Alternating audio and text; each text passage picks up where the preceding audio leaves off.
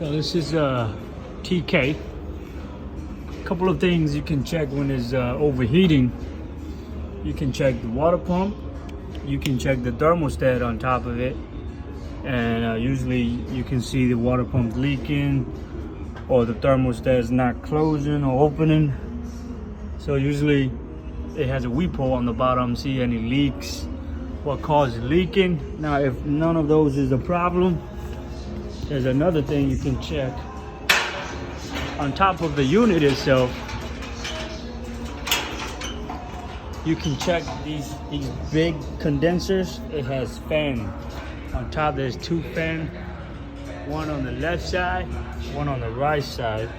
Now usually these won't be a problem, but unfortunately this one, I think probably a tree branch or something fall in and broke the fan blade. So that's what's causing overheating issues. So there you go. Don't forget to check your fan.